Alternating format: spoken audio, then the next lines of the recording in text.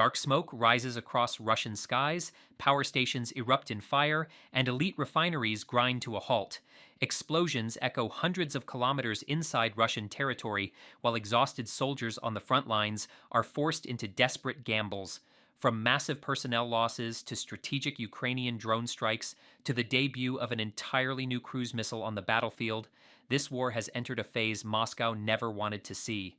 Russia is bleeding men, fuel, and infrastructure, and the cracks are no longer subtle. They're gaping wounds. This is not just another day in the Russia-Ukraine war. This is the unraveling of Russia's summer campaign, the collapse of its energy backbone, and the rise of Ukraine's new weaponry that could shift the balance of power.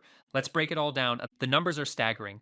Russia has now lost more than 182,000 soldiers, with 850 casualties reported in just the past 24 hours.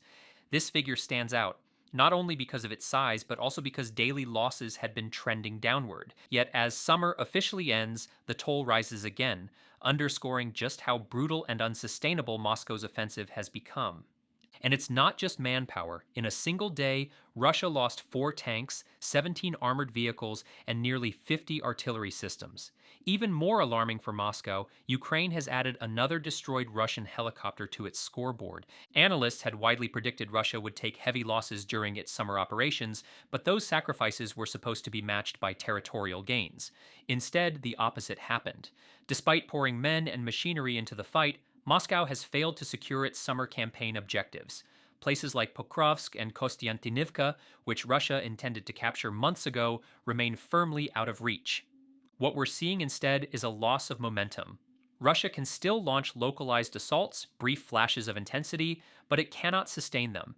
Troop shortages, declining equipment reserves, and weak logistics mean these offensives flare up only to fizzle out, leaving nothing but bodies and burned out vehicles behind. But while Russian forces grind forward at a snail's pace on the front, Ukraine is striking hundreds of kilometers inside Russia's own territory. In the Krasnodar region, Ukrainian drones penetrated nearly 400 kilometers deep, striking the Kropotkin power substation, a critical hub in southern Russia's energy and transport network.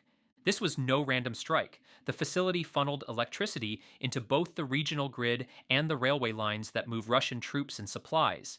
The attack ignited explosions and fires, plunging parts of the region into darkness. Even Russian state media, normally quick to downplay such events, admitted the blackout and acknowledged the site's importance. Why does this matter? Because there are only a handful of substations at this scale in southwestern Russia, maybe 6 or 8. Knocking just one offline sends shockwaves through cities, industries, and military transport routes alike. And this wasn't the only blow. Ukrainian drones also struck the Ilski oil refinery, one of Russia's most frequently targeted facilities. Official reports claimed all drones were intercepted, but even Moscow admitted at least one made it through, slamming directly into the refinery. This is part of a much larger pattern. Russia is facing a fuel crisis of its own making. August alone saw refinery downtime hit 6.44 million tons, leaving nearly a quarter of the nation's refining capacity offline.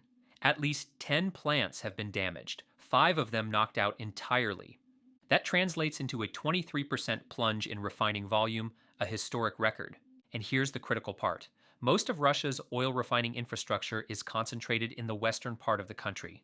When Ukrainian drones cripple these facilities, the ripple effects stretch all the way to the Far East, hitting cities like Vladivostok before Moscow even feels the pressure. This is not just about fuel shortages at the pump, it's about squeezing the lifeblood out of Russia's war machine, its ability to move, to supply, and to fight. The deep strikes didn't stop there. Explosions rocked Yelabuga in Tatarstan, more than 1,100 kilometers from Ukraine. Reports point to drones hitting a facility linked to the assembly of Shahed drones, the Iranian-designed UAVs Russia has used relentlessly against Ukrainian cities. Just days earlier, partisan groups known as Atesh had staked out this very site, mapping air defenses and feeding intelligence back to Kyiv. It now seems that preparation paid off. Perhaps the most dramatic development came with the apparent combat debut of Ukraine's new Flamingo cruise missile. An early morning strike destroyed a Russian FSB border service base near Armyansk, at the boundary of occupied Crimea. Initial reports suggested Neptune missiles were used, but Ukrainian sources later confirmed it was the Flamingo FP-5. Satellite imagery shows the main barracks building completely obliterated. Russian sources themselves describe the outpost as wiped out. This wasn't just another strike, it was a milestone. The Flamingo had moved from testing grounds into active battlefield use.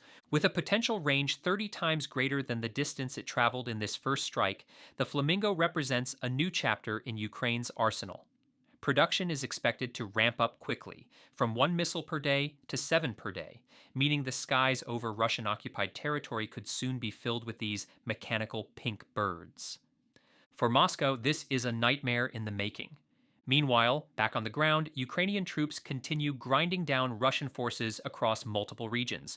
Sumy region, Ukrainian forces pushed Russians out of positions in southern Yanyukivka, Kursk region inside Russia. Ukrainian airstrikes with AASM hammer-guided munitions slammed into Russian-occupied buildings. Donetsk region, Russian troops attempted a massive assault near Siversk, but Ukraine's 81st Airmobile Brigade destroyed up to 6 vehicles and stopped the attack cold. The wide open plains here make Russian charges suicidal, with most attackers never even reaching Ukrainian lines before being shredded by artillery and FPV drones. Lower Donetsk, Russian forces fully occupied Kami Shuvaka, expanding their control by about a square mile. But such tiny advances come at enormous cost. And then, something unprecedented in Kharkiv, 2 Russian soldiers surrendered not to Ukrainian infantry, but to drones. After Ukrainian robots and FPV drones devastated their dugout, the survivors crawled out waving a makeshift sign that read, "We want to surrender." Instead of killing them, a Ukrainian aerial drone hovered overhead, guiding the soldiers step by step across open ground until Ukrainian troops took them into custody. It marked the first recorded case of Russians surrendering directly to unmanned systems. And behind enemy lines, Ukraine's Phoenix UAV unit struck Russian convoys, destroying 9 vehicles and disrupting heavy transport. These continuous hits make it nearly impossible for Russia to stabilize its logistics or sustain momentum on the battlefield. On the diplomatic front, Vladimir Putin attended the Shanghai Cooperation Organization summit in China, meeting with Xi Jinping and Narendra Modi. As expected, he recycled old talking points, blaming NATO expansion, accusing the West of orchestrating a coup in Kyiv, and refusing to call his invasion a war. He insisted that peace depends on addressing root causes, signaling clearly that Russia has no intention of altering its course. But behind the rhetoric, Russia's reality is brutal. Record-breaking losses, crippled infrastructure, collapsing refineries, and a Ukrainian military that's not just holding the line, but striking deeper and harder than ever before. So where does this leave us? Russia's manpower crisis is worsening, its refineries are burning, its substations are collapsing, and its soldiers are surrendering to drones. Ukraine, meanwhile, is testing and deploying new weapons, extending its reach into the very heart of Russia. The war is no longer confined to frontlines. It now stretches across Russia's skies, grids, and supply chains. Each day brings new blows that Moscow struggles to absorb. The question now isn't whether Ukraine can hurt Russia, it's how much longer Russia can withstand the pressure before something breaks wide open.